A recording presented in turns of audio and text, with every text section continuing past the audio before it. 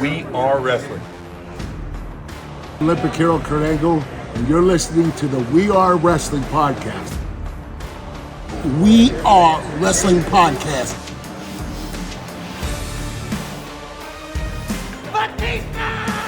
Let's flip and go. You're watching We Are Wrestling.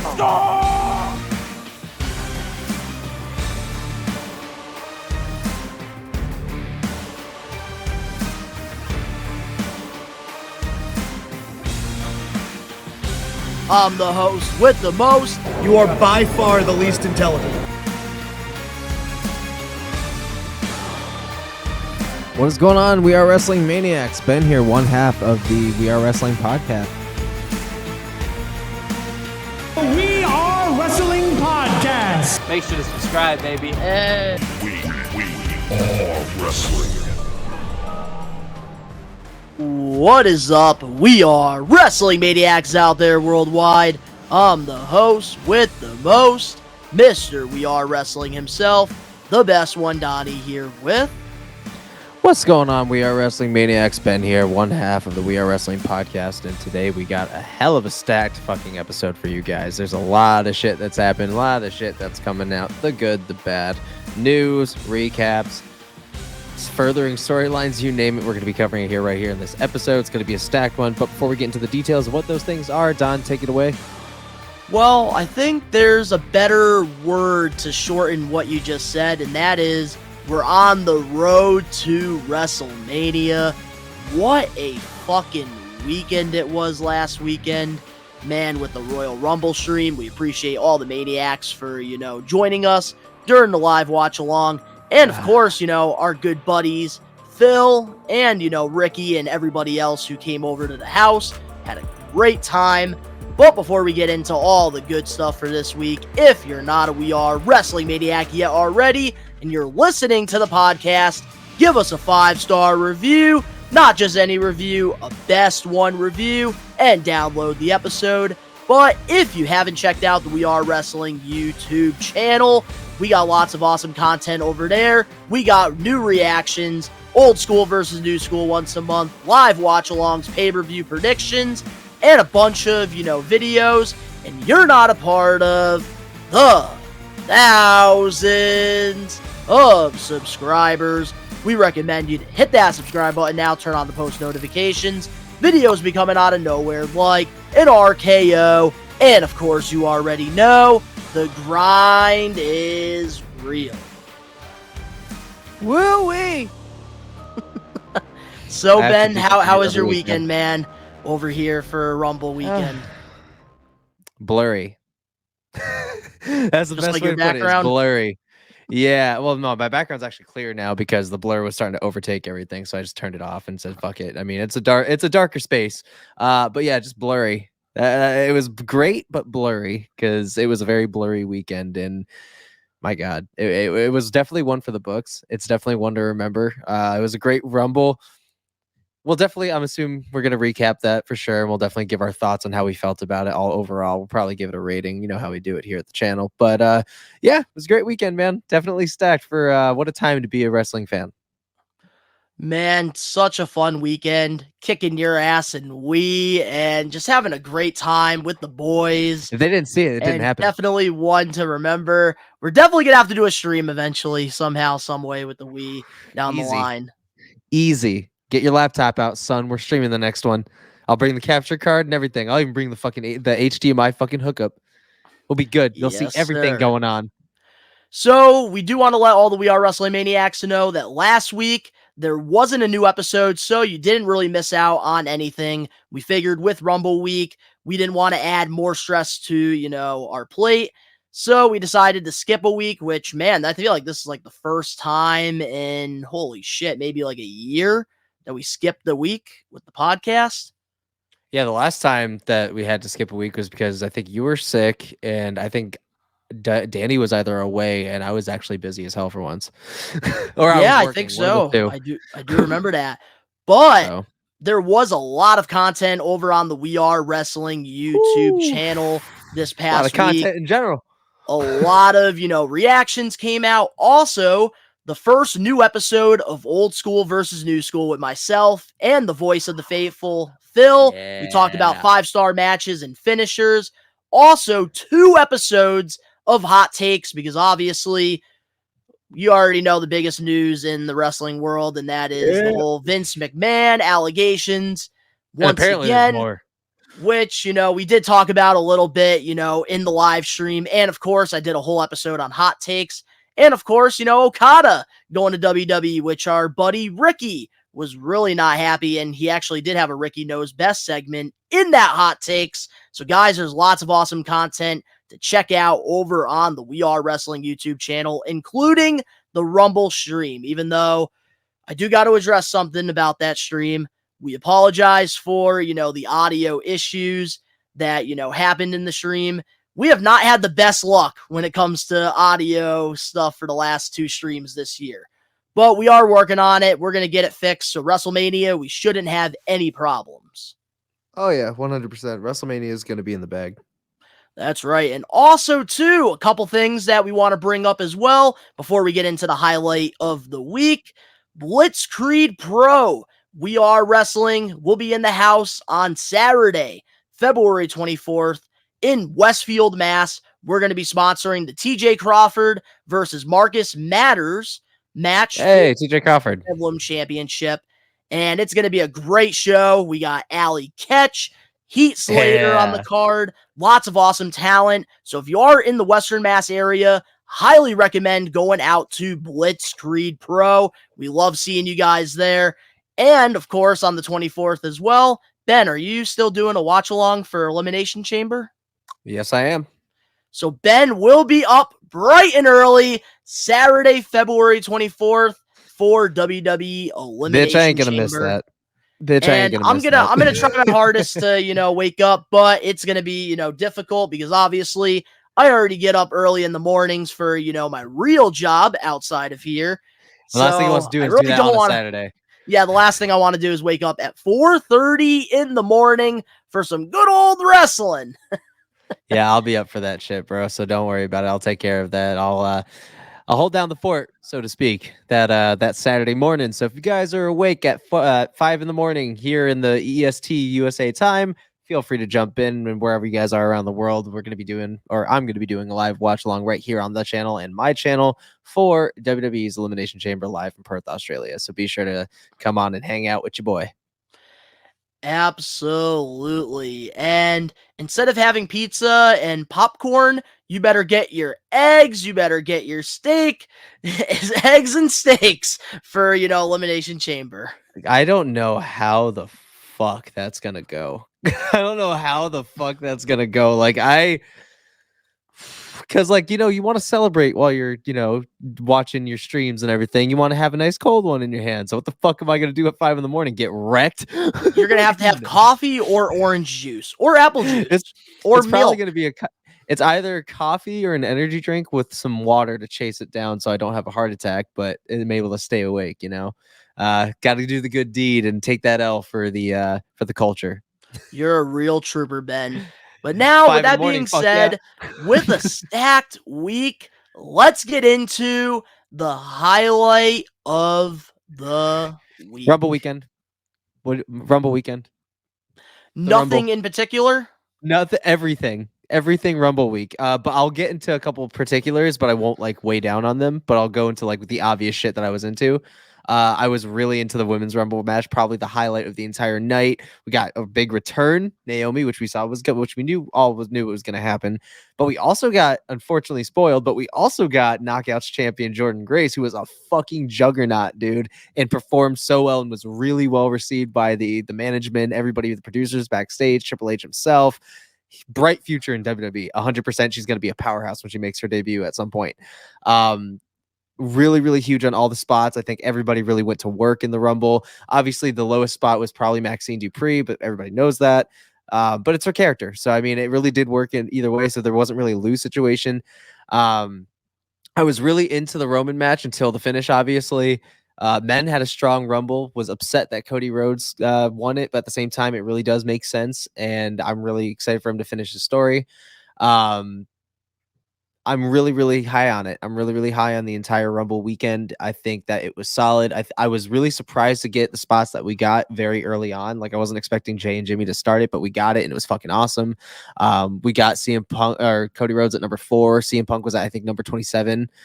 We really, No, really good Cody shit. was number 15.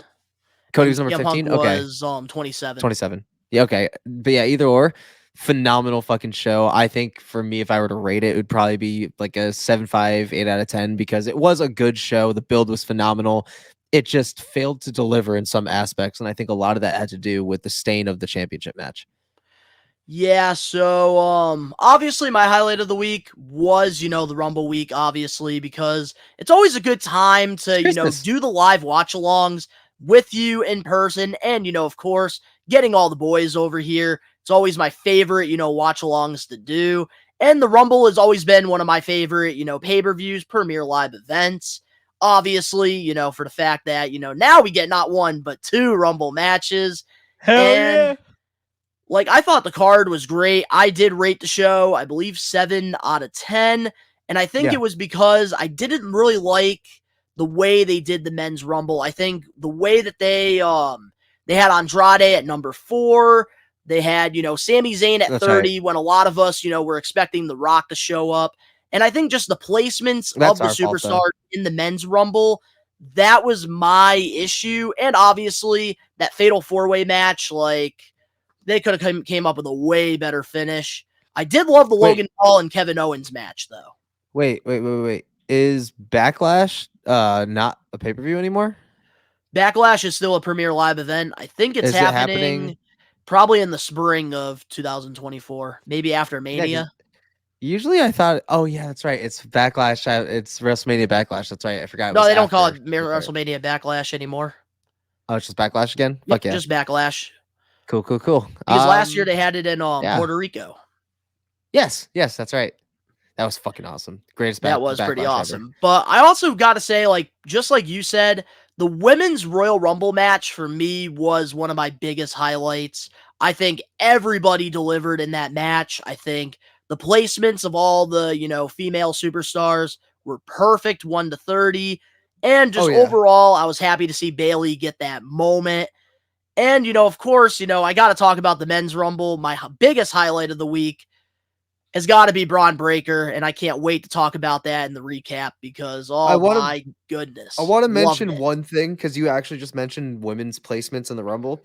I got to say, I have to agree with that statement just based upon Jordan Grace's entrance. She was in number 4, and she lasted for a solid amount. It was like 20-something minutes in the Rumble, and she really got to shine, and that's fucking awesome, dude, because a lot of people, like Mickie James lasted maybe 5 minutes in the Rumble last time she was shown, but that was still under Vince's regime as like a kind of half-ass apology.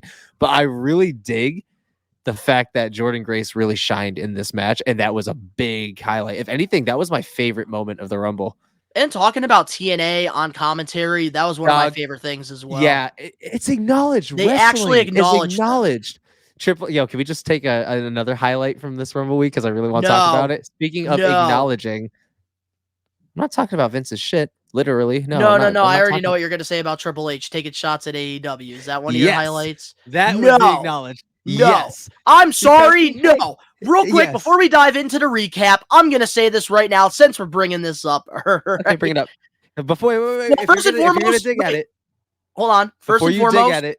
Okay. Before I dig at it, first and foremost, I do have to thank all the We Are Wrestling Maniacs and all the, IWC for getting our video of Triple H's taking shots at AEW at 200,000 plays as we're recording this episode of the podcast. Really? Everybody's diving into it, and our comment of the week is actually from that comment during that video. So I want to acknowledge that too, because not only is, TNA getting mentioned, which is fucking phenomenal. They're really like WWE is putting them in a position where eventually they're going to be the number 2 brand, and there's a partnership going on. So you already know TNA is about to fucking thrive. Scott D'Amore is probably, I want them to. He's probably wiping his ass with fresh Benjamins right now. I am so fucking I think he's excited. too humble to do that. I don't No, think but I don't think he would wouldn't do it. that. He's not Vince McMahon. He wouldn't do it publicly. He would definitely do that shit in private. Shit, I fucking would, dude. Come on. If I was gonna know I was gonna be 2024 was gonna be my come up year, dude. Yeah, I'd be rolling in that shit. But no, this is what I'm talking about. I dig that he took that jab at Tony Khan because it was clean. It wasn't all over Twitter, and he wasn't saying degrading, fucking boisterous shit. All he said was he's not going to talk about what door you should go through because he thinks it's stupid and silly. That's a fact. That wasn't. Hold on a fucking minute. stupid That's chat. where No, I'm going not to done. tag myself I'm not in. done. No, don't tag yourself in yet. Don't tag yourself in yet. I'll let you cook. I'll let you cook. Oh, But I'm gonna say that I am happy about it because there is a fine line between being humble and just being and arrogant. Triple H is clearly like amused by everything going on, but it comes to a point where you gotta bark back in the humblest fucking way. And he did. He didn't trash Tony Khan. He didn't blast the aid. He didn't blast the promotion at all. He didn't even make a fucking straight up remark at him. He could have said a curly headed fuck, and he didn't. All he said was, I'm not going to say what door you should go through because I think it's stupid and silly. It is stupid and silly because they're making this whole whoa event when WWE's already doing it the right way. They haven't fucking switched up in any fucking sense like Tony Khan has. He has not switched up. He hasn't gone on Twitter to fucking take shots at the bad booking. He hasn't called anybody fucking names. All he did was acknowledge them in not a great light, but it isn't anything that's going to destroy your reputation the way Tony's currently doing it. All right, so here's my problem, Ben, with all of this. All right. Come on. I remember when Mickey James showed up in the Royal Rumble with the Knockouts Championship.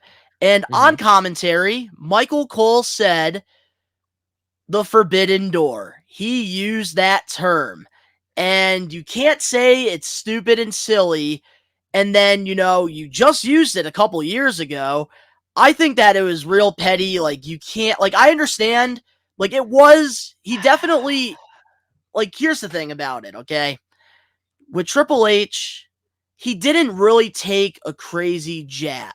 Like, I will say, like, he did it very professionally, and, he didn't name drop Tony Khan. He didn't name drop AEW. I'll give him credit there, but come on, it was a little petty. Like, come on now. It was a little petty. Not as petty as Tony Khan is with his Twitter.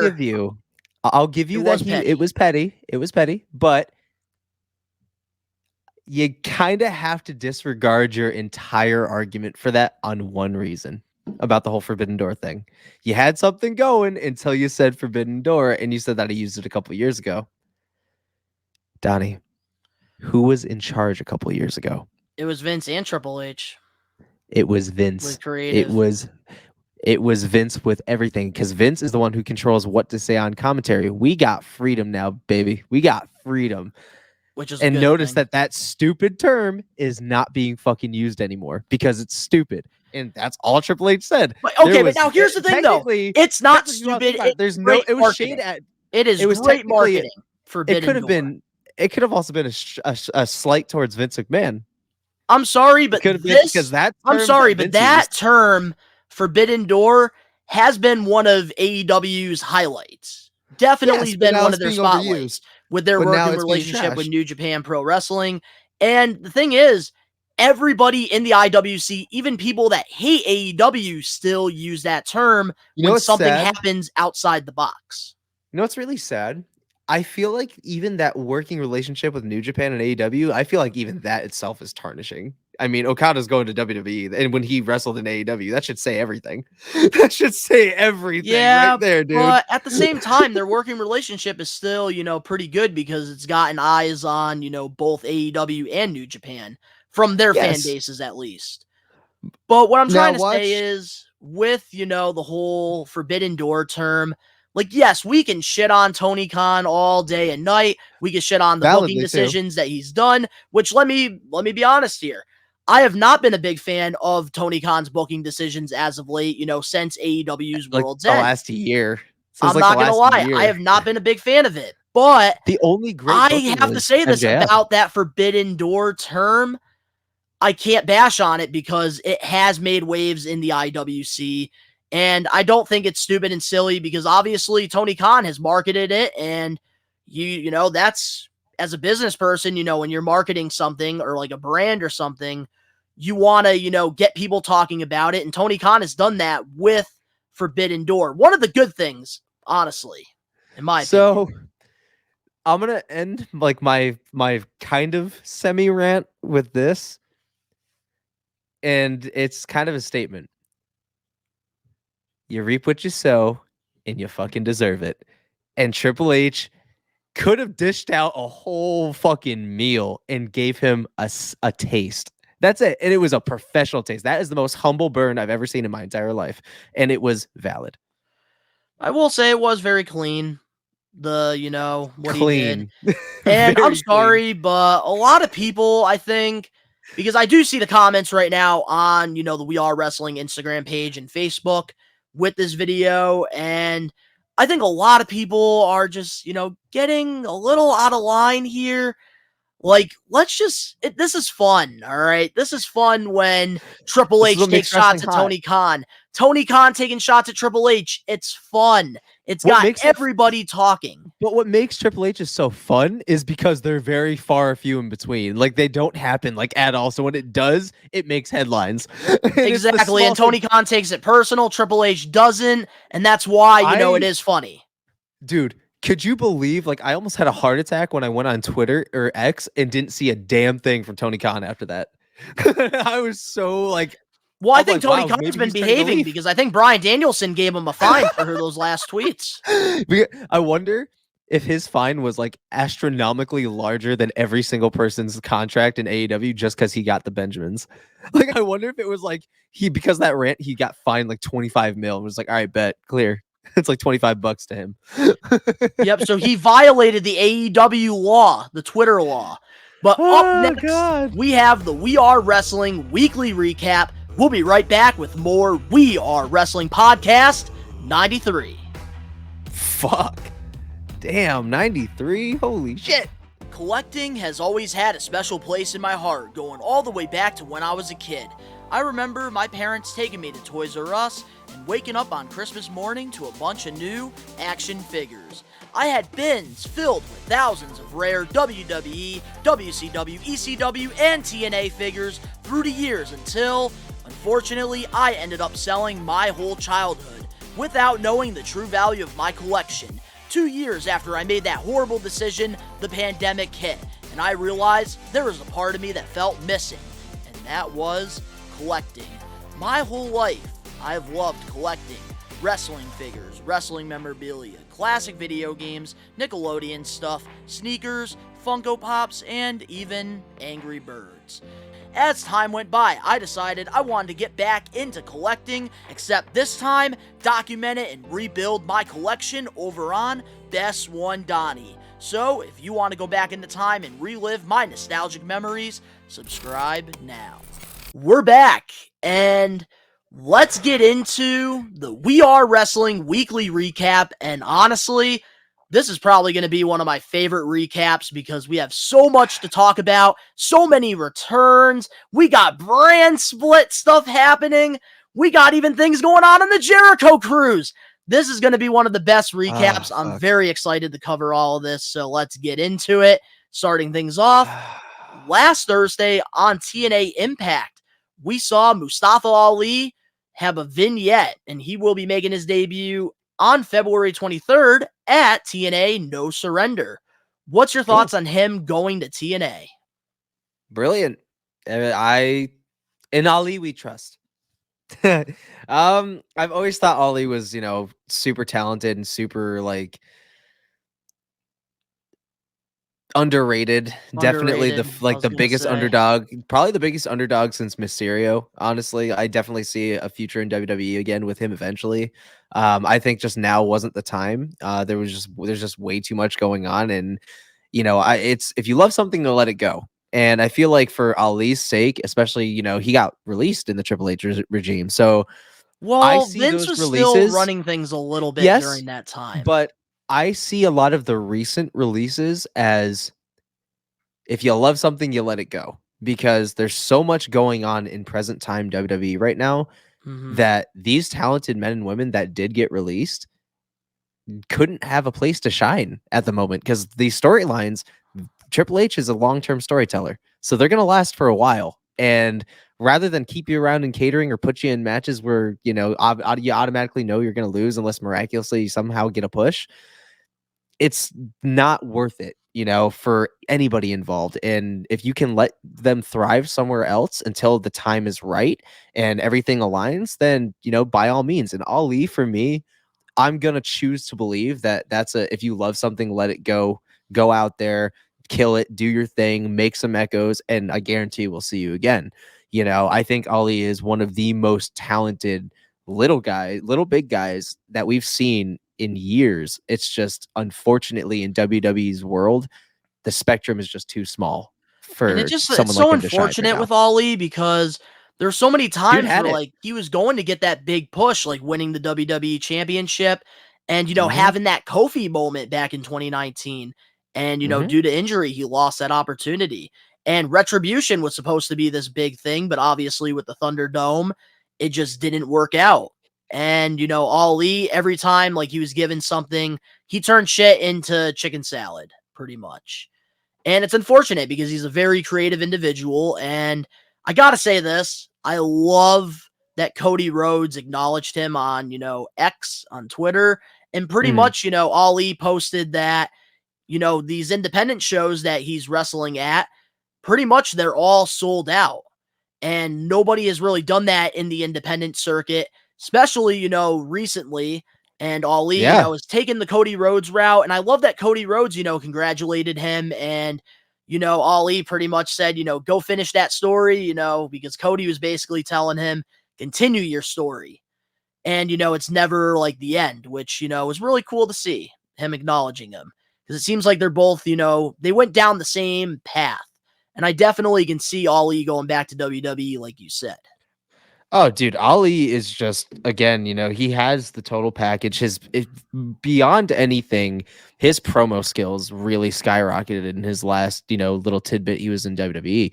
You know, and his work in NXT was some of the best that I've seen him do in a long time. And he really got to shine before, unfortunately, getting pulled from the match where he was he was set to, I think, win the North American He was Championship supposed to again. win the championship. So, you Shawn know, it Michaels just was pretty upset about that release because Michaels, sees the potential in Ali see, and too. that's the thing. And that's the thing. And for Sean, it's unfortunate because, and it's unfortunate for Ollie because the only thing I'll say about that is not everybody is LA Knight. Sean recently actually just recently revealed how his name, LA Knight, was on the list of releases, you know, in NXT when there was that huge mass release. But Oh, I do Sean was remember like, that. Sean straight up said, I had to keep him in a storyline to save him from getting fired because I would hate to see him anywhere else because he's going to thrive and grow here. And I want that for him. And I was like, Oh, I honestly, knew that. yeah, Dude, dude. I knew how So talented LA Knight was going all the way back to TNA when he was Eli doing the Drake, whole Eli yeah. Drake. And exactly, dummy. But exactly. So Yeah. I it's unfortunate because not everybody's an LA Knight. And LA Knight has the size, unfortunately, that I have to say that can hold the main event picture because of his charisma, his in-ring skills Mhm. as it is, He has his the it connections with the factor. crowd.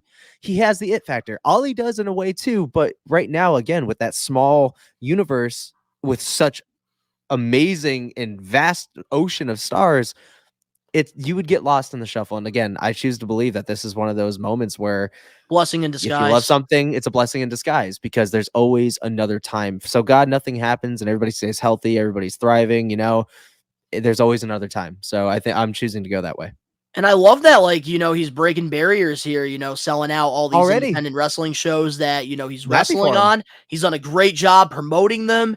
And I love the Self-marketing. fact that he's going to be doing stuff with TNA because it's going to bring more eyes to And their New product. Japan. And I think if there's a place for, Mustafa Ali to really strive and, to really get the best out of him, it's definitely this new TNA. I will say Definitely. this 100% too, and I'm going to end my whole Ali thing with this. You'll never see Ali in AEW. And the only reason why I say that is because I don't think, unless you're Edge, I don't think WWE is going to see it as a respectable option. Just because, like, New Japan, professional as it gets. TNA, working relationship, they're growing, they're fucking thriving, they're going back to their roots. AEW is in fucking turmoil, and Ali's going to get lost in the shuffle over there. So you're never going to see him there. Well, here's why we're not going to see Ali in AEW. It's also that, but you also have to think about it too. Mustafa Ali, in TNA, he's going to be working a lighter schedule, and he's going to be able to still, do these independent shows, and he's going to be able to have, 150% creative with the direction his character goes in, the way he's booked. And if there's anywhere that's going to be able to, let him do what he wants, it's definitely TNA, because AEW, they're right now in a dilemma where they can't decide, do they want to go down that sports route, or do they want to do, the storylines and the sports entertainment? And it seems like, with TNA, they have a mix of both and it works. And I think with Ali, there's definitely more opportunities there than AEW, where there's just a bunch of people that are just being misused. And I think a lot of these free agents and a lot of these professional wrestlers are seeing that, AEW isn't just your second option outside of WWE. There's so much more places to travel. There's so much more places to perform. And I think Ali definitely, sees that he doesn't need AEW to, succeed. Yeah. And I think that's the best way to put it. Oh, yeah, man.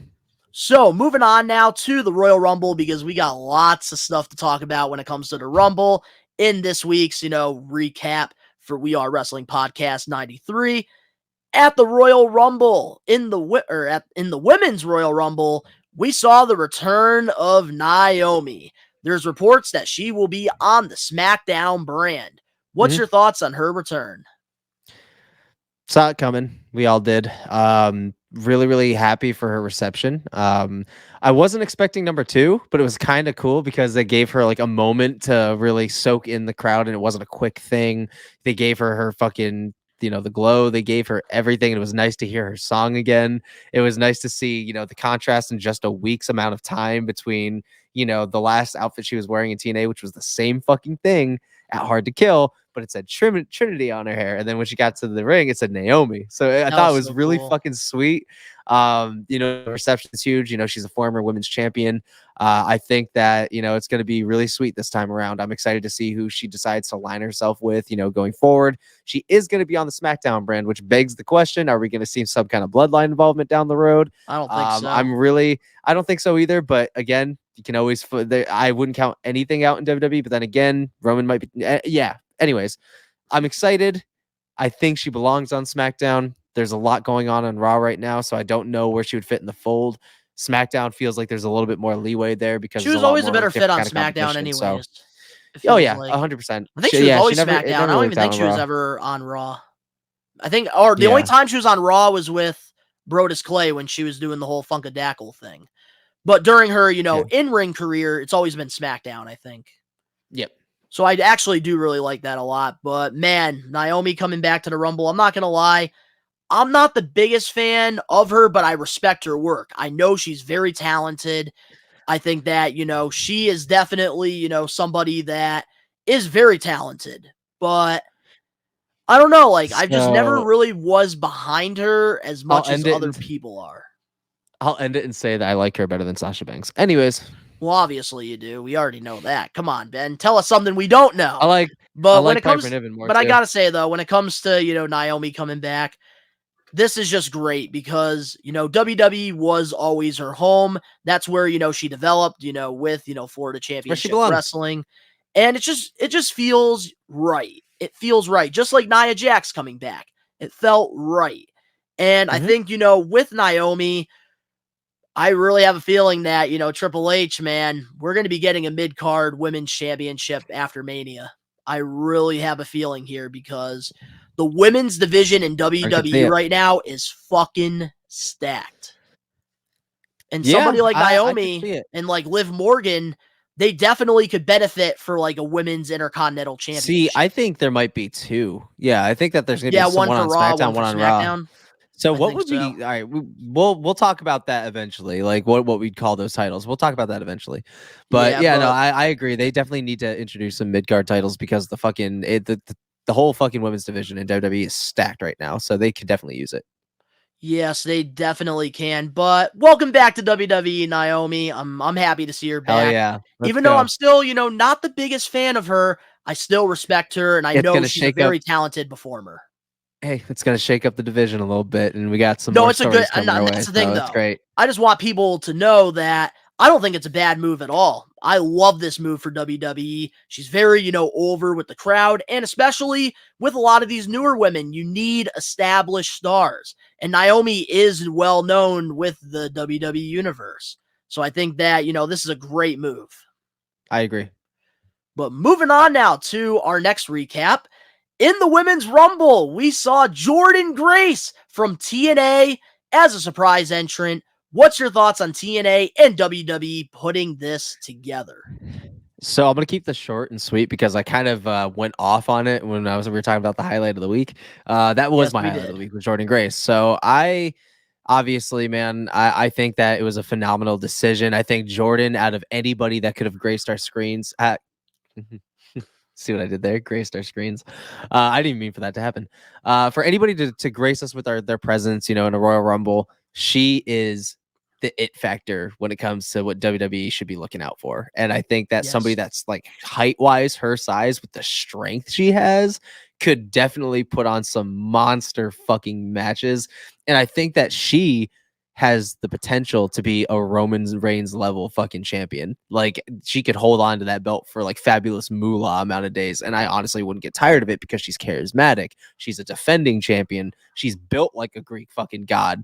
Like, Her she's style in great, the man. ring, too, is different. Her promo skills are great too. So I'm like, dude, like, She's got the it gimme. factor. That's That's the what I'm word for saying. this episode. So that, ladies and gentlemen, her participation in the 2024 Women's Royal Rumble was a split look and a tease into the future of what WWE is going to be like when the Juggernaut arrives full time in WWE eventually. And I hope that day comes sooner than later. This right here. And she's only 27, bro, and she's got so much under her belt. So come on, give me more. The longevity's there. This right here was absolutely fucking brilliant what they did. They kept this under the radar. Nobody saw this coming. We knew that there was going to be Except for something with dirt WWE and TNA, but we had no idea it was going to be Jordynne Grace. And I love the fact that WWE put over TNA. She came out with the new Knockouts Championship. And we even got to see her and Naomi go face to face. And they actually brought it up on commentary about the history that they have because they just wrestled at Hard to Kill. I love that we're keeping kayfabe alive here in two different universes. And Jordynne Grace just fits that WWE mold perfectly. And I think that, eventually we are going to be seeing her in WWE. And she's going to be women's world champion at some point. She's going to be the face of the WWE women's division. Dog, I'm telling you this right now. And Loved it. You can quote me. I'll take this on this hill and die on it. And this is where I'll end it. I see Jordynne Grace coming into WWE and having a Sheamus type run where she wins that big one dumb fucking early. And she's going to have a hellacious run. And she's going to be the one to beat. So I'm just going to leave it at that. But let me tell you the best thing about this. Now that Jordynne Grace, has been seen by more people in the WWE universe, there's a lot of women that actually want to go to TNA and wrestle her. Natalya was one of them. And man, imagine that, Natalya versus Jordynne Grace at like TNA Slammiversary or something. Man, hot take, but that's underwhelming for me.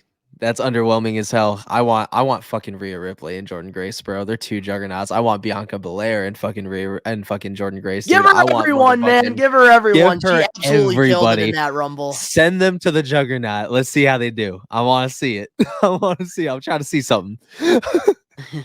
So, congratulations to Jordynne Grace on getting this opportunity with WWE. Well-deserved, very underrated performer, and I wish her nothing but the very best, in her career. And I hope that she continues to strive. And I hope that we get to see her back in WWE ring down the line, maybe doing a singles match or something. Dog, I want to get her on the podcast and fantasy book some shit, honestly. You think she'd be down? It's possible. I feel like with TNA, it's a lot more possible than anything. So yeah, let's get to it. Let's get to it, shall we? Because I would Alrighty. love that. Alrighty, well, moving on now to our next recap. Something outside the Royal Rumble, which obviously we're going to get back into the Rumble after this topic. On the Jericho Cruise, Nope. we All right, saw bye. the reunion of Jericho with their old attire. What's your thoughts on them reuniting? No. Kill it with Whoa, fire. it's the big show. Break the walls down. No. Did they play that? Yes, they did come out to their WWE theme song from 2010. I didn't see that part. And they I were saw wearing the same gear that they wore as a tag team, which obviously you don't saw like from that. the picture. I don't like that at all. Do they even have the right to do that? Yes, Like, they do, because they the do? wrestling that they did on the cruise wasn't broadcast on AEW. It wasn't broadcast anywhere. As long as it's not on TV, then it's legal, pretty much. It's public domain, basically. Yeah, so like at Really? independent wrestling shows, you notice Sammy Diaz, somebody that we really like. He comes out to that song that we can't get out of our Plain Jane. freaking head. Plain Jane by ASAP Ferg, and that's an expensive song. So yeah, no, that's lit. So like That's lit. obviously like they're allowed to use it as long as like they're not Okay. making money from it. And you know, with the Jericho Cruise, it's not really being broadcast on AEW, so they can use it. Fuck. All right. Like a lot of former WWE guys, they at the independent shows, they come out to their All theme right. songs. Okay. All right. So It's the big show. Break So the when it walls comes- down. I hated that tag team as So- a kid. what I did too. So I like Show Miz I'm better. gonna be blunt and I'm gonna be quick because so obviously, as you guys know, Jericho can still go. Big Show should have retired a long time ago. The fucking team Yeah. should have been forgotten about. And Jericho don't look the same anymore wearing them tighty whities. This shit looks like a colorful Depend. Oh, It's, no, not the diaper. Oh, no, not the Yeah, I diaper. mean, and You're telling me I'm I gonna have to love put his face. Jericho. You're gonna. We have to put his face on Yes. somebody with a diaper. I love Jericho. I love him so much. But you can't stay in peak wrestling shape if you're not lifting a weight. If you're just doing DDP yoga, it might operate your body great, yes. But dog, you're over 50. You're not taking any time off. And when you do, you're touring with your band. So there's not a lot of exercise going there. Your eating is whatever you can eat, I'm assuming, unless you got the fridge stacked with the fucking, the nutritional meals. It's so weird. It's so weird with his body because like you could see the six pack, but it's just like certain angles. Like you also he's can in see the good body shape, fat but the too. form isn't there anymore. Yes, That's the best way to put it. That's probably he's a better in good way shape, to put but it. the form isn't there anymore. And then Big Show. I'm just gonna say it. No. All right. No. Big no. Big no. Big hell no. Oh man. 2 out of 10. 2 for the nostalgia. 8 -8 for everything. That's all I gotta say, man. That's all I It's gotta time say. for him to hang up the boots and enjoy. It shouldn't have retirement. happened. That's all I should have said. All I'm gonna say is it shouldn't have happened. Yeah, good for Jericho, good for Big Show, but with Jericho, I'm very surprised he still has those tights, and I'm surprised they still fit him. I'm surprised he wore them. All right, I'm not gonna lie to you, Ben. You know what this reminds me of? The whole What the up? Jericho show. It reminds me of that time in Saudi that we had old DX versus old Brothers of Destruction. That was unfortunate, man. Yeah, but good for them. I'm sure they were happy to do it. I know the people on the cruise, they probably got a good kick out of it. But I don't know, Jericho, you should definitely not be bringing back the trunks. Stick to the pants. Yeah, dude, that shit was. Yeah, I can. And I think what was can more only say so much. weird about that was when he wore the trunks, he always had shorter hair. So I don't know, like it just threw me off, like him with the long hair. It with was. the trunks. Very, very like It threw was me off. something. Yeah, it was something, man. I couldn't believe this And it actually wasn't happened. I great. thought it was photoshopped at first. I couldn't believe it. Same, bro. But let's get back into the Rumble now. Moving on to our next recap. In the men's Royal Rumble, we saw the return of Andrade. And on Raw this past Monday, he signed a contract with the Raw brand. What's your thoughts on his return? So we knew that Andrade was coming back. He's married to Charlotte Flair. We knew that it was happening. He was very over everything in AEW, but he was not very over there, if you know what I mean. For a little while, he had something going on. I dig that we're in the dawn of letting people recreate themselves and come in with, their music and, their gimmicks from other promotions and everything. I thought that was super fucking sweet. I think that I'm going to need a little bit more convincing because right now it feels like he jumped ship because one, his wife's there, two, Triple H is in charge, and three, LOWO is getting hella screen time right now. And I can't help but point out the irony there. What a time to be a luchador in WWE. And that's why I feel like it's something that's being taken advantage of. And that's why I'm hyped, but I'm going to let it cook for a little bit because I'm not thrilled. So it's going to take some time, but the Raw brand is a good place to start. So here's the thing. I do feel a little bit more opposite from how you feel about this because when he was in WWE, I'm not going to lie, there was something missing. And I just really could never figure it out. But in AEW, which, I'm going to say this right now, and this is a hot take, so you can take it however you want. Yeah, man. AEW, yes, Tony Khan, with creative, it is not the best, but they do make stars. And I think Andrade, in AEW absolutely. was really able to build, that confidence and really, start, character development. And he really, brought more of his culture into, the ring and, the presentation. And I love, that he's wearing the suits and pretty much feeling like he's larger than life.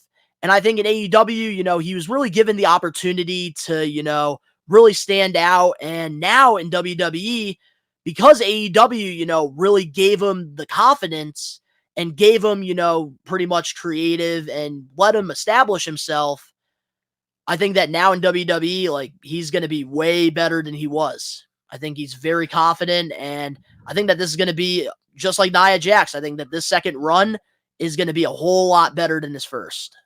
And I hope he aligns himself with fucking LWO and not fucking Legado Fantasma. But that's the thing, though. We don't know that what's going to happen there because obviously Andrade's on the Raw brand, LWO and Legado are on SmackDown. That's right. So he'll be able to be his own single star for a little bit. That's good. But yeah, and that's the thing I actually really like about that because I feel like Andrade, that's where he's going to strive. And I think separating him from the rest of the luchadors, I think is a good move. So where I'm not excited, I'm curious. I'll put it at that. And I'm going to obviously save, my take on Andrade for the main event topic. So I'm not going to spoil it here, but moving on now to our next recap. This past Monday on Raw, we got a commentary team shakeup. Raw will be having both Michael Cole and Pat McAfee, while SmackDown will be having both Wade Barrett and Corey Graves.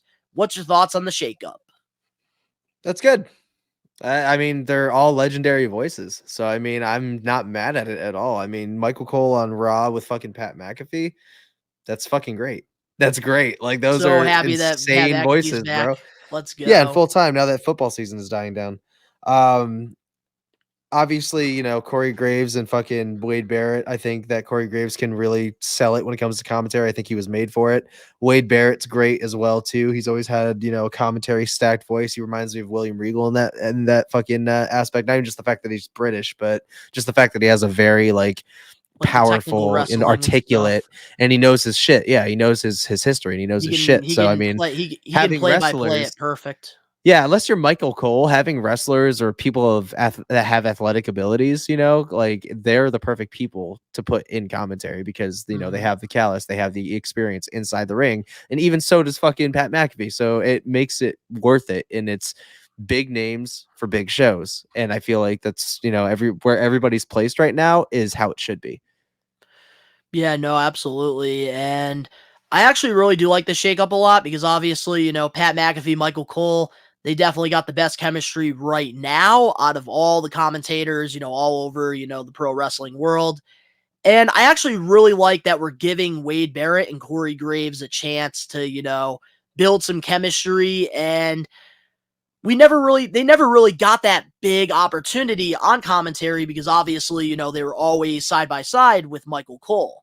So I actually really Yes. like the fact that, both of these guys are going to be able to really develop their commentary skills. And I think that this is going to be good for both brands. And you already know me. I'm a Raw guy. So seeing Pat McAfee and Michael Cole, we got the better of it. So fuck you, SmackDown. Oh, yeah, dude. Like, I like SmackDown because it's fucking stacked, but it's just the show is underwhelming compared to Raw. Like, I think now we're at the point now where Raw in the third hour definitely helps because there's so much fucking great content now.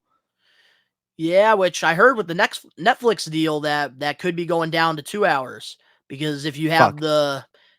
the better subscription membership, you can watch Raw ad free. Yeah.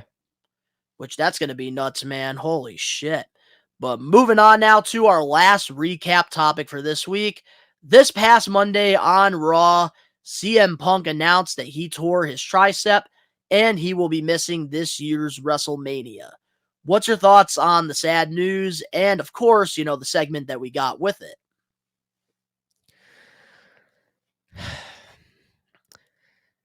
I have mixed emotions. But it's not in like the way you think. Like, I have mixed emotions because I overthink and You think I it's a work? no, well, part of me does, and that's rare because I never really think or kind of put forth if something's a work or not, Yeah, unless I usually really start usually scratching. out of all of us, you're usually the one that, Yeah, I kind of go that by you the think facts, everything's but like a shoot.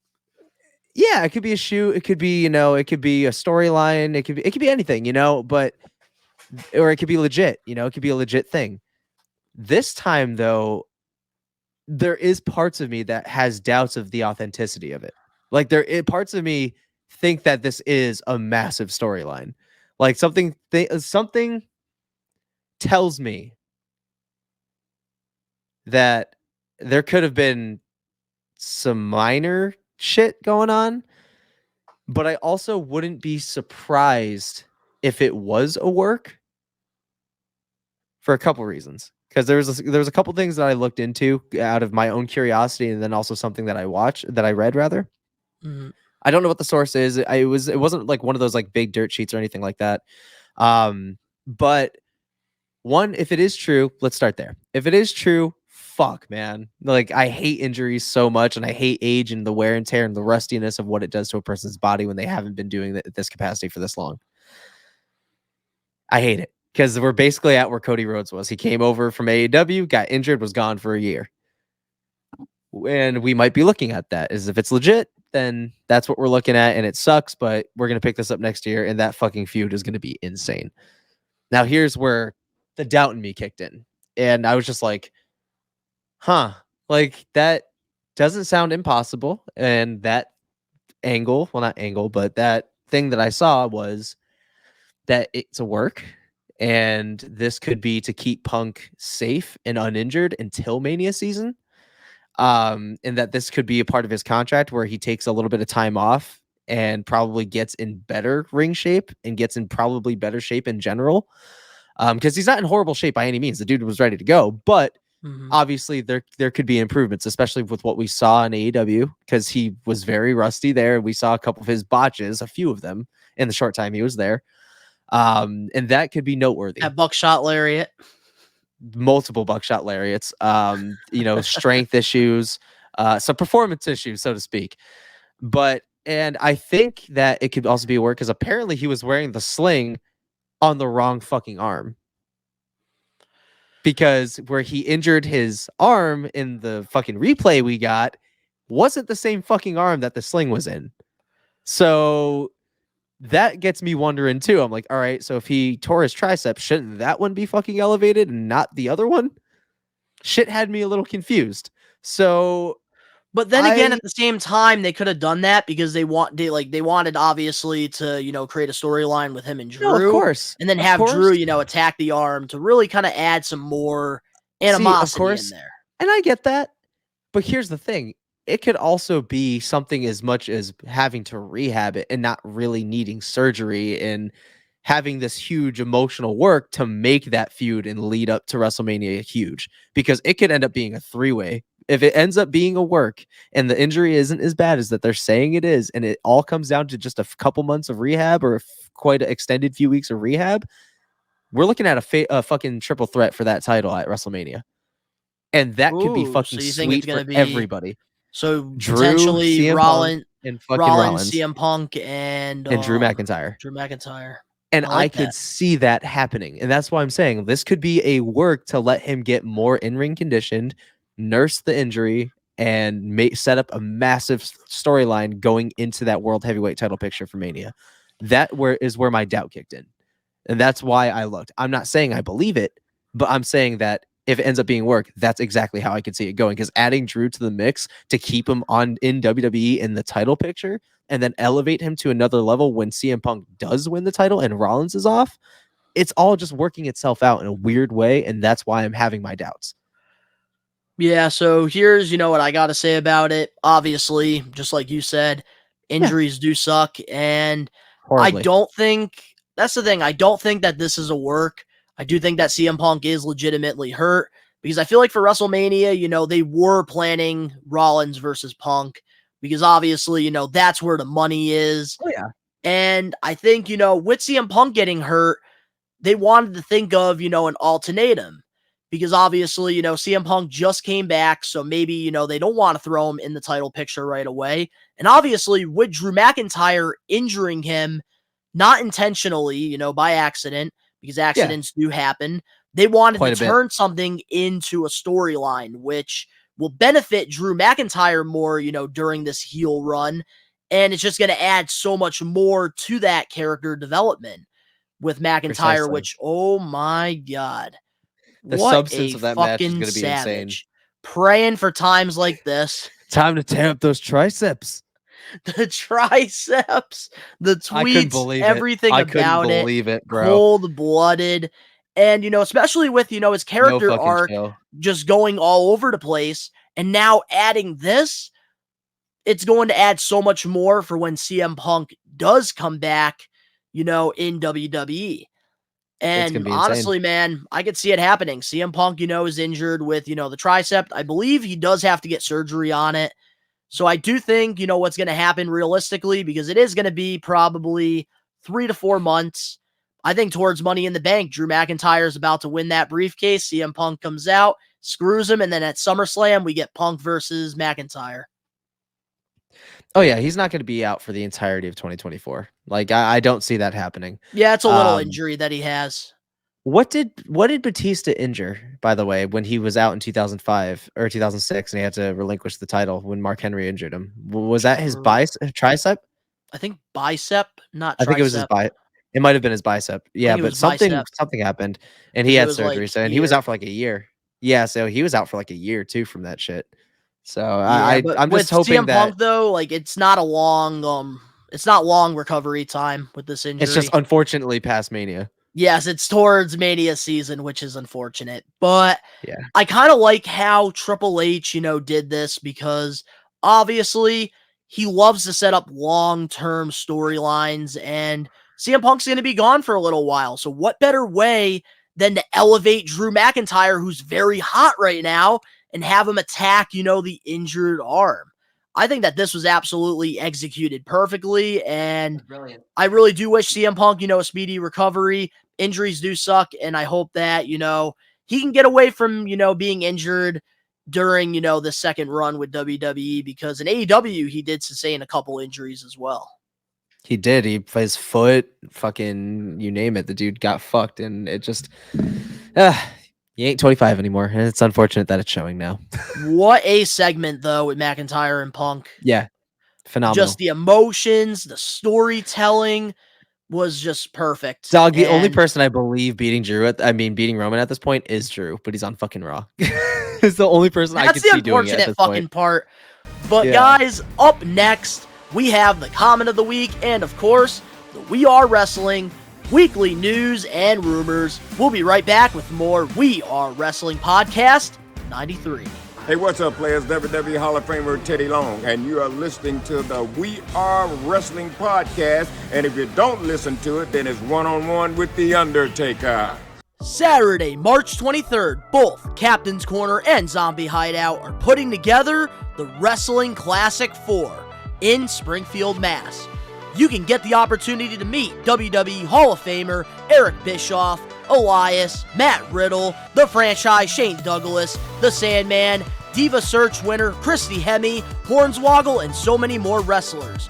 We Are Wrestling will be in the house as a vendor at this event, selling t-shirts, meeting our fans, vlogging, and having a good time on Saturday, March 23rd at the South End Community Center in Springfield, Mass. We hope to see you there at the Wrestling Classic 4. We're back, and every week we do this thing called the Comment of the Week. If you want to get your comment featured, all you have to do is just go comment on either one of our social media posts or the YouTube channel. This week, we actually picked one from Instagram, because obviously we had the Triple H taking shots at AEW video go viral on there. So if you guys want additional news and stuff, go follow us over on the social medias. The winner for this week is at _, and he commented this: Triple H did not pass the vibe check in that conference. Hey, it's got the most likes, man. So there it is. Congratulations. You won the comment of the week. If you want to get your comment featured on a future episode of the We Are Wrestling podcast, all you got to do is just leave a comment. And this one was honestly very, very random. Let me play a song for What a them on the time. world's smallest violin. Let me play a song for them on the world's smallest violin. Oh, the world's smallest violin. I remember that. But now let's get into the We Are Wrestling weekly news and rumors. So starting things off, man, Braun Breaker replaced Brock Lesnar apparently in the Royal Rumble. According to the Wrestling Observer newsletter, Meltzer noted that this was always the plan for somebody else. The fact that the match was pretty much scripted out already, Braun Breaker essentially fulfilled the Brock Lesnar role. He came in when Brock Lesnar was going to come in. He threw out the guys Brock Lesnar was going to throw out. He got thrown out exactly how Brock Lesnar was going to get thrown out. What's your thoughts on this, on the decision to give Braun Breaker this push? It was kind of like a no thought. Like if anybody were to take that role and really be able to fulfill it, it was definitely Braun Breaker, because he's basically the new Lesnar. So I mean, he's like Lesnar and Goldberg put together. Like I don't see any of the Steiners in him. He's his own fucking man, dude. And I think that if it were anybody else, I wouldn't have been impressed. I would have just been like, damn, cool. But it just comes to show how ready Braun is to be, have a fucking rocket ship put on that dude's back. Because I mean, I couldn't tell, like I was having a hard time figuring out which spot was supposed to be Brock's, and that one just made the most sense. And if that's how it was supposed to go, homeboy killed it. Shit was smooth as butter. Dude really killed it. Like there was the only thing that's every time you need the Lesnar fill in, call Braun Breaker. I think that, honestly, I'm not gonna lie to you, man. I actually liked it a lot better than if Brock was in the Rumble. But I will say the only thing that does suck is that we probably were going to be getting a Dominic Mysterio versus Brock Lesnar match at the Chamber. That would or have been Mania. sick. That would have been because sick. apparently, Dom, he eliminated Braun Breaker. So apparently, if this is 100% true, then obviously, Dom, that was the plan. Dom was supposed to face Brock Lesnar, which is crazy in my opinion. But I will say this: Braun Breaker is definitely ready for the main roster, 100%. Oh, dude's beyond ready, bro. And I think that, in my opinion, this was a blessing in disguise that this worked out, because honestly, this is how you create superstars. This is how you do it. And Braun Breaker, I've said it multiple times here on the We Are Wrestling podcast, he is easily going to be a future main eventer. Once Roman Reigns, is gone, I really think that Braun Breaker is that next guy. Seriously. And I think that what better way to bring him into the main roster than having him, really show like what he can do. He eliminated a lot of the big guys in this match, and just Man, the intensity, it was perfect. Perfect debut. I see Braun Breaker and LA Knight down the road. So Oh, definitely 100%. But I loved it. Absolutely loved it. I think if it was somebody else, just like you said, it would have been like, okay, that's cool. But I think it just worked out really good that it was Braun Breaker. yeah, it was a no question thing. Like I said, the dude did everything. The dude went to work. Yes, That's he it. did. Moving on now to the next, topic for this week's episode of the podcast, part of the weekly news and rumors. According to House of Wrestling, the SmackDown creative team were blown away by the reaction Trick Williams got after saving Carmelo from Grayson Waller and Austin Theory. The belief among some influential people in the WWE now think Trick has a future WrestleMania main eventer potential. What's your thoughts on Trick Williams so far, and do you see that potential? Oh, I see that dude being on the main roster ASAP. Like, he's got natural charisma, and obviously he's very over with the crowd, including, the SmackDown fucking audience as well. So I mean, if you're Pull getting that that much, trick. if you're getting that Pull big of a that reaction trick. on SmackDown when you're in NXT, I think you should probably, strike the iron while it's hot. So I think I have to agree. I think if you want me to get real, I think he's built for it more so than Carmelo Hayes. I I think that agree.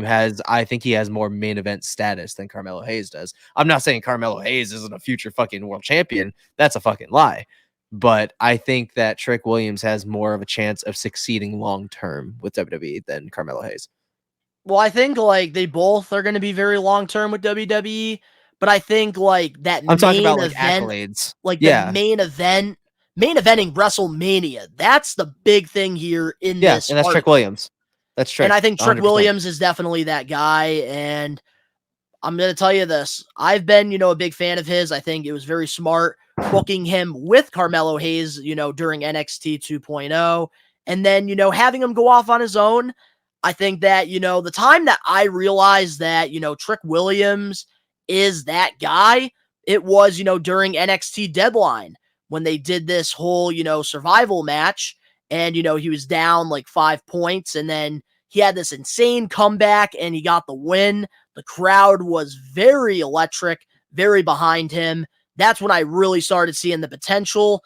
And I just think that this guy has the it factor. I really think agree. so.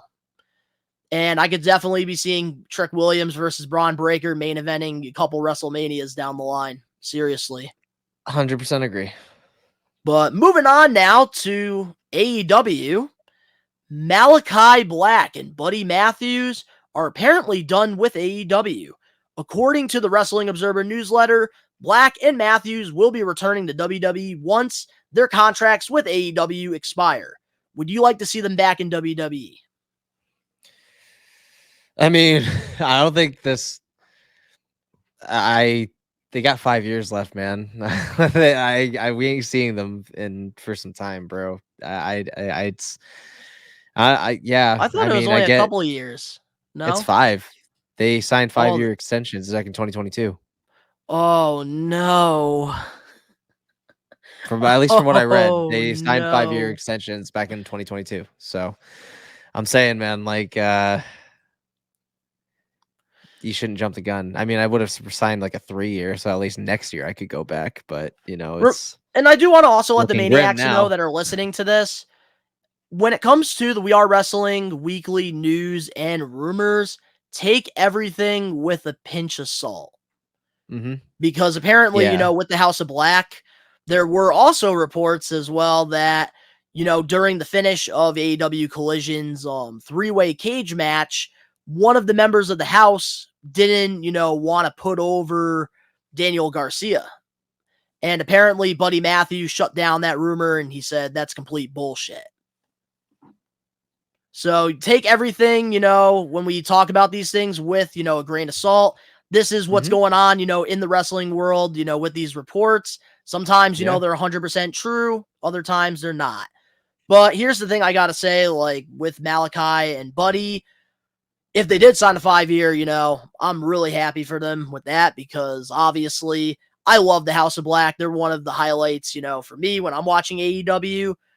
But I will say this, when they do decide to go back to WWE, because I think it's going to happen down the line, they're both Triple H guys. Let's just, call it like it is. I think that they would be better off as a tag team than single wrestlers. I do too. I like the concept of House of Black, but I just feel like they're so restricted being a trio. There's not a lot of singles matches that they have. Malachi hasn't wrestled a singles match in 2 years? Almost, yeah. It's sad, so it's like they're kind of getting wasted away, even though they have TV time, but that just comes to show what the morale's like at the same time. And you got to look at those instances and those standpoints as well. They're not happy. Clearly, a lot of people aren't. The only thing that I'm turning this into a rant. Let me pause. I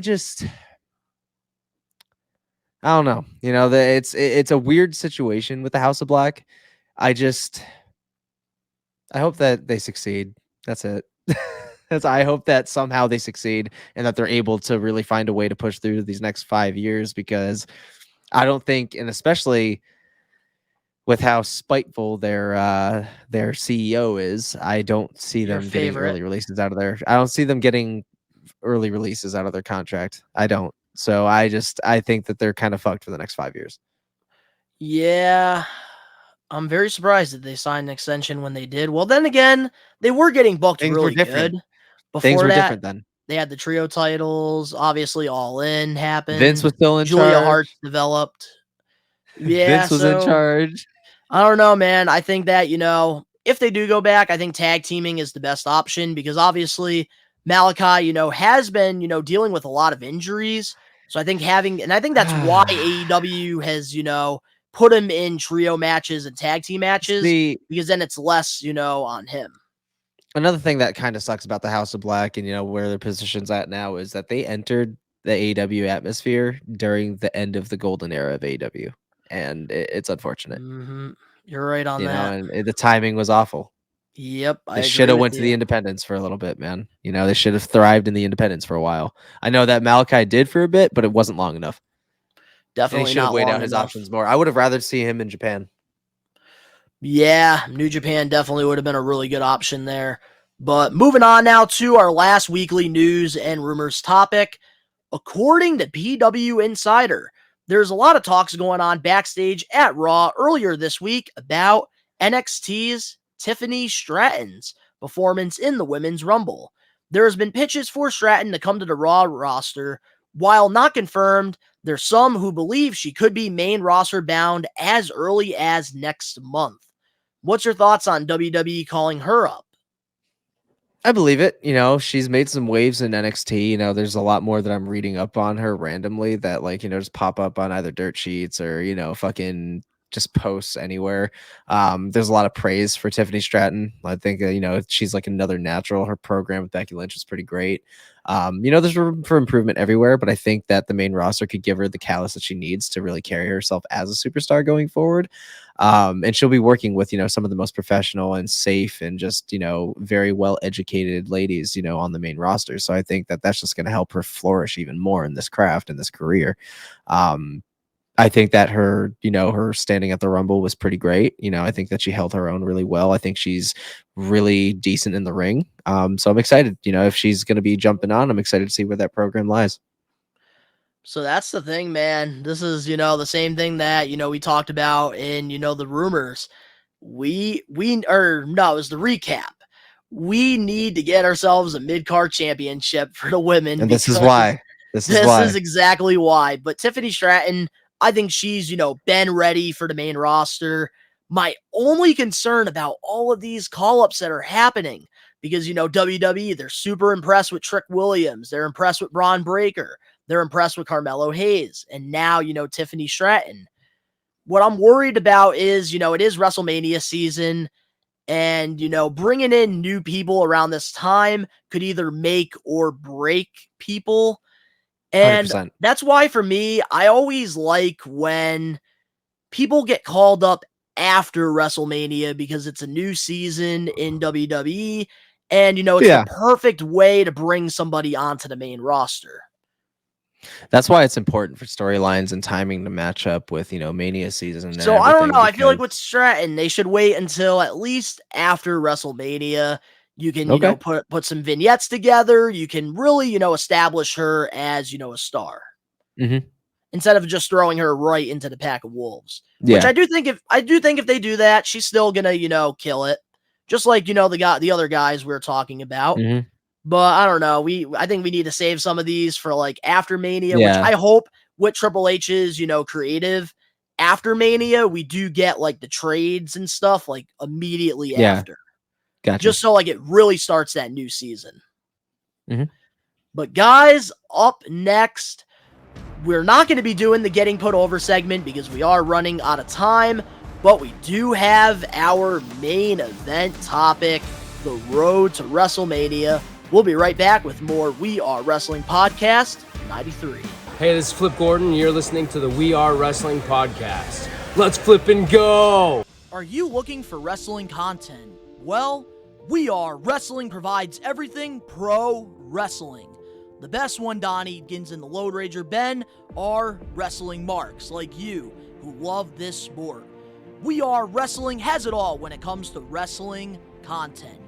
We have different podcasts, vlogs, reactions, full wrestling matches, live pay-per-view watch-alongs, interviews, predictions, and so much more. Only on We Are Wrestling. What are you waiting for? Subscribe and become a We Are Wrestling Maniac now. We're back, and normally, every week here on the podcast before the main event, we do this thing called the Getting Put Over segment, but with all the crazy wrestling news that's happening, and us, pretty much having to play catch-up, since, we didn't do an episode last week due to the Rumble, the Getting Put Over segment will be paused this week, unfortunately, but next week, we'll be bringing it back, and of course, it is my turn, and we're going to be putting over somebody we both love, and that is Karrion Kross. And I'm very excited about this one. So guys, stay tuned for that next week. So with that being said, oh man, one of the biggest main event topics happening right now. Let's get into the main event topic for the We Are Wrestling Podcast, episode 93. And this week's main event topic is the road to WrestleMania. What better way to book the road to WrestleMania than right now, after the Royal Rumble? So, Ben, I gotta ask you, Uncle Ben, what do you want to see happen at this year's WrestleMania if you were, fantasy booking? How do you see it playing out? Well, so obviously Cody's finishing the story. It's happening. WrestleMania 40. It's happening. And if it doesn't, I might light your house on fire. 2. Please don't do I that. I have see, a lot of collectibles in here. I want to see Rock and Roman for night 2.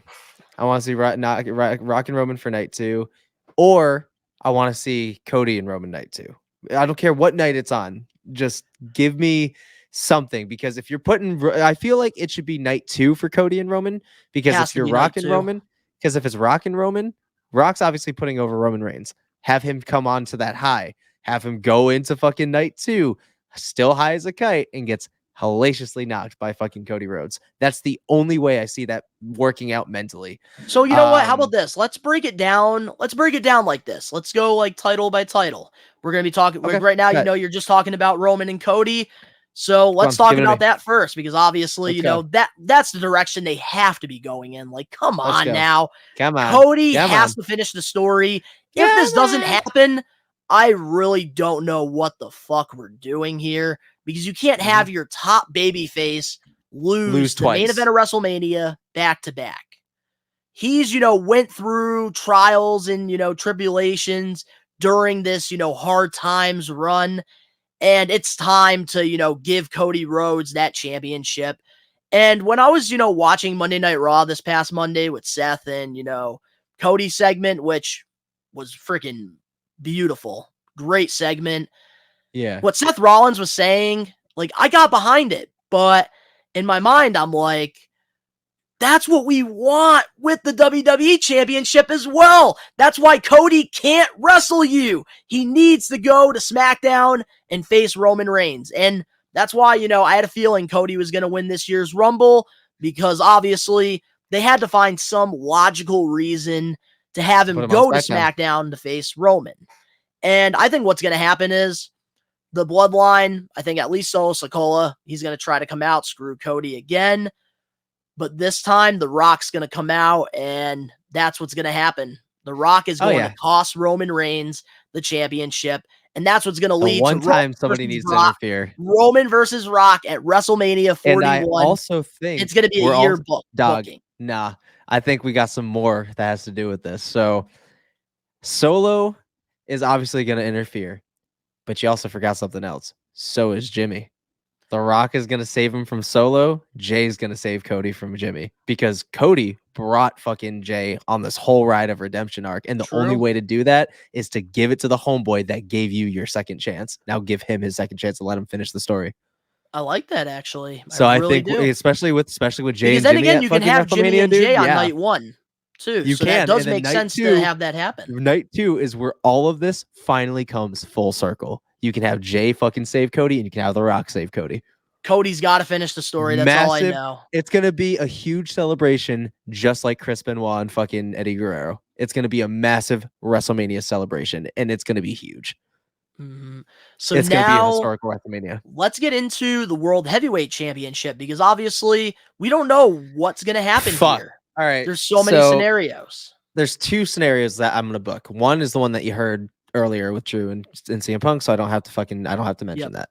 My other one now is Seth and Gunther. That is my second, is Seth and Gunther. I think Seth, if it works out and it really is not a work and it's officially 1,000% happening, I think Gunther's going to take it. And if not Gunther, it's going to be McIntyre and Gunther. So I think it's going to be both at some point, because Drew said straight up he's going to find his way into the main event at WrestleMania for that title, and he's going to. It's not going to not happen. Drew will be involved in that match at some capacity. In the match, he will be in it somehow. But I also see Gunther being a part of it as well. So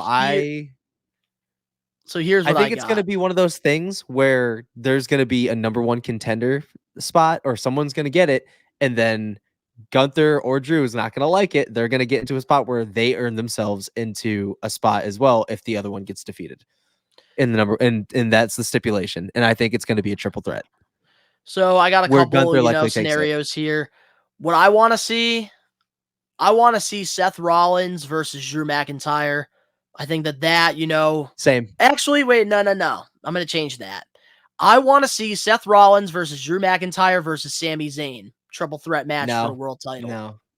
I see Gunther actually going into WrestleMania with the IC title and defending it. So I'm going to take Gunther out entirely and put Drew in there. So yeah, scratch what I said. But I wouldn't mind Seth Rollins versus Drew by themselves. Yeah, that's what I'm saying. Seth Rollins versus Gunther. I also could see that being a possibility, because Gunther could have that Ultimate Warrior moment with, both championships. And then obviously the night after WrestleMania on Raw, Adam Pearce could vacate the Intercontinental Championship and, do something there with it. Maybe. But honestly, I would love to see Drew and Seth more. I want to see Drew and Seth more, because I think if McIntyre has the championship all the way until, CM Punk comes back, adds so much more to that rivalry. Yeah. They already shifted plans. They shifted gears with this injury. And I think that Drew will be getting his second chance and win it in front of everybody. And like I say, that title, that gold is going to look real good on his waist, bro. I will say that. It looks like a Drew McIntyre title. I'm very excited. So. It needs to happen. Him or Gunther needs to win the championship. Absolutely. But now let's get into the United States Championship. Obviously, we already know this. We've been talking about it for a while. I think it's going to be Logan Paul versus LA Knight. And LA Knight's going to get that moment. I do too. I've been right there preaching that same shit with you. I think that this is what we're setting up right after. I think the whole Kevin Owens and shit feud is basically done. And I think that LA Knight's going to be making his presence known very soon. So I think that, he's going to have the US title, because that was the first one he also mentioned when Chris Van Vliet asked about titles. And that was the first one he mentioned. So that ain't for nothing. Yeah, so now And he also swerved it as well when they're like, "Oh yeah, there's been roars about you and Logan." He's like, "Yeah, that might happen," and then he just kept going with it. So I think that's happening. we're getting that 100%. Like, there's no question about it. LA Knight is one of the biggest names right now. And what better way to put him, in a storyline and a match against Logan Paul, who, is also very viral. And I think that this could make, some WrestleMania history having this. I But do too. now, but They're both fighting over the title of Megastar as well, so it works. but now let's get into the Intercontinental Championship. What do you see happening? See, this is where it's hard. Very This is where it's hard. really fucking hard because Jay and Jimmy is happening at Mania. It's definitely happening at Mania. If it doesn't, holy shit. But if it doesn't happen, I see Jay. If it does happen, the only person that I feel like could really take that title and give it prestige is probably Chad Gable for me. I would have to say Chad Gable somehow, but at the same time, I could also who is credible enough to throw You this want me to tell you motherfucker what off I on have Raw? in mind? Well, yeah, you go first because then I'll kind of jog Let my shit a little me bit. cook. You're gonna love this idea, I think. All right, bet. All right, bet. Cook. But then again, every time I say that, I kind of jinx myself. So I really hope I didn't jinx myself this time. But here's what I would have. There's here's what I would want to happen. I feel like Braun Breaker should be the one to take the championship off of Gunter, but at the same time, he's on SmackDown, so that can't happen. So here's what I have in mind. Why don't we have the Intercontinental Championship in a ladder match? We haven't had that That'd in be sweet. WrestleMania for a while. Plus, you have to realize there's a lot of talent right now, and we have to have some matches where we're going to be able to give these guys WrestleMania moments and opportunities. So here's what I have for a ladder match. I have Gunter defending the championship against Big Bronson Reed versus Chad Gable versus Shinsuke Nakamura versus Sami Zayn versus Jinder Mahal. And if they did have a seventh person, I could see, I could see Dominic and like Andrade maybe getting in there somehow as like alternates, but you'll see why I could go for that afterwards. Yeah, I'll bite that idea. But I think a ladder match would be pretty cool for Mania. Yeah, I like that. I like that a lot. And we know like we're not going to get Money in the Bank anyways because that is a premier live event. So what better way than to at least have like a title match with the ladder? I need a ladder match, dude. I feel like it's been long overdue. So now let's get into, the tag team championships. So here's what I got real quick. So I think both of these titles, Raw and SmackDown titles, I am praying this happens. Probably won't happen, but these championships will be getting split in a couple weeks. I have a feeling it's going to happen. And I think talking this about is it. Are they dropping teases? I don't know. They haven't done it, but I think they're going to. I have a feeling. Okay. So with the Raw Tag Team Championships, here's what I would do. I would do the Judgment Day defending their championships. So Finn Balor, Damian Priest versus Awesome Truth versus DIY versus Imperium. See, this is what I want. I would want for night 1 and 2 defenses on both sides. And I want them to lose them both. I want Judgment Day to just lose all the titles there. I would actually have the Creed brothers take it for the Raw side. Ooh. And for SmackDown side, shit. I don't even know who the tag team. Well, let me tell you who I have in my SmackDown SmackDown tag title match. So who you got? I would do this. I would have the SmackDown titles be vacant because obviously Judgment Day, they have the titles on Raw. So at SmackDown, you can have them vacant for WrestleMania, crown the new champions there. What better way? Have Legado versus Austin Theory and Grayson Waller versus the Authors of Pain versus the Street LWO. Profits. Oh.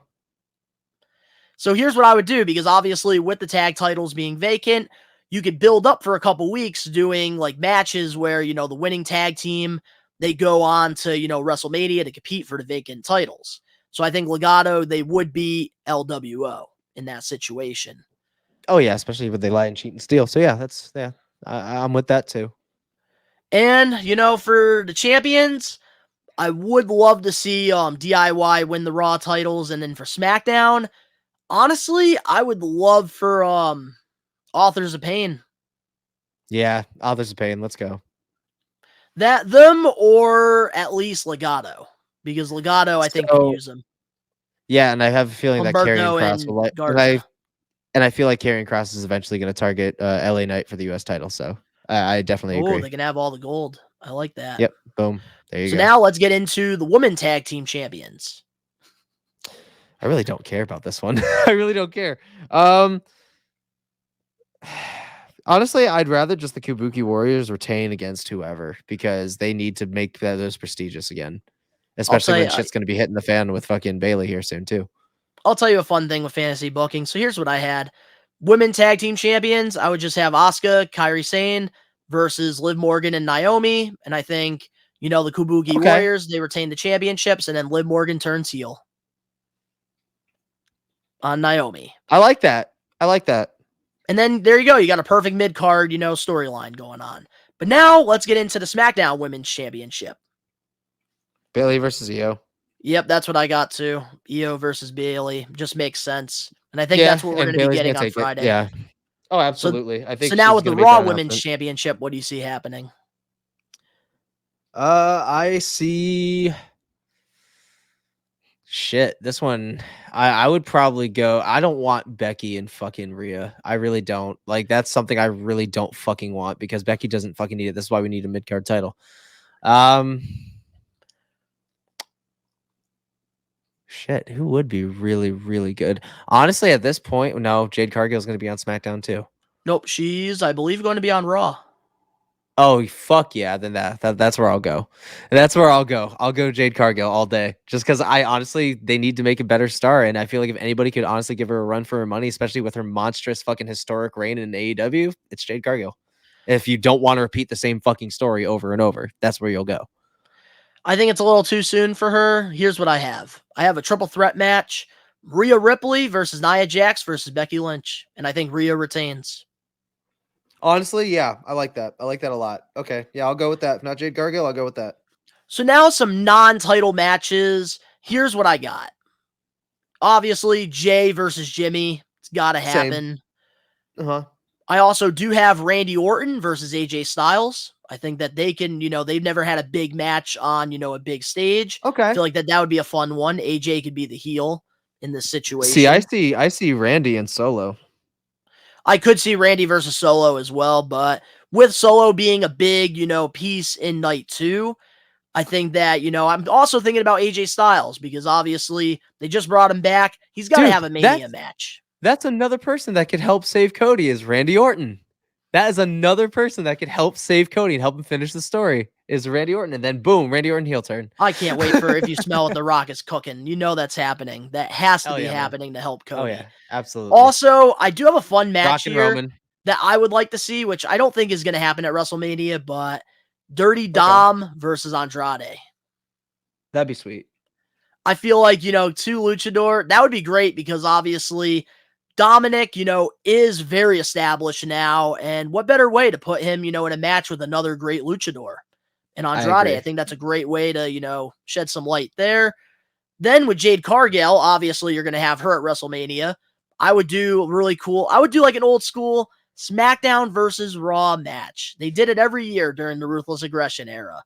And I think that, Jade Cargill from Raw goes against Bianca Belair from SmackDown in a dream match.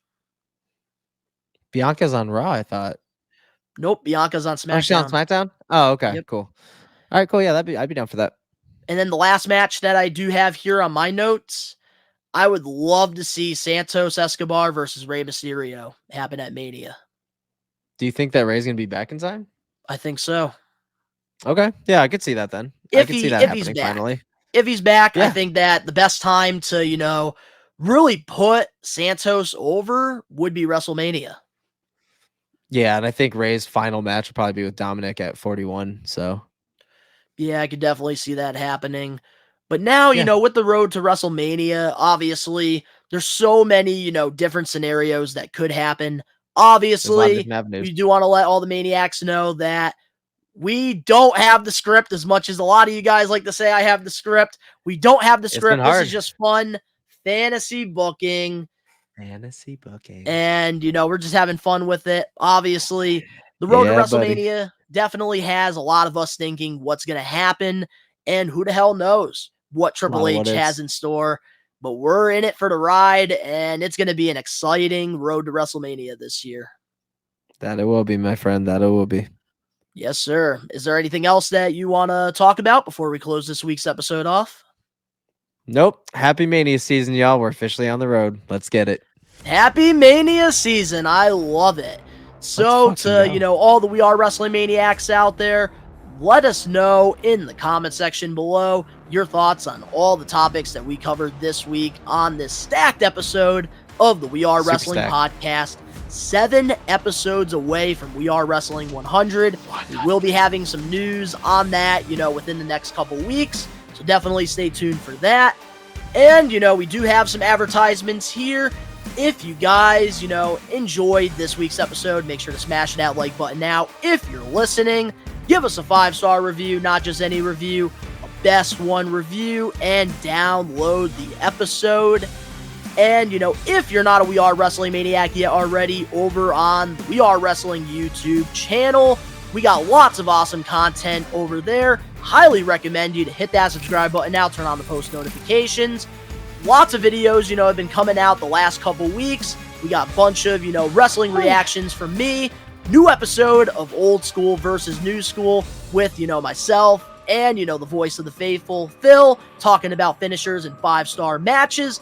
2 back-to-back hot take episodes, one on Vince McMahon, because obviously, we don't want to keep talking about that here.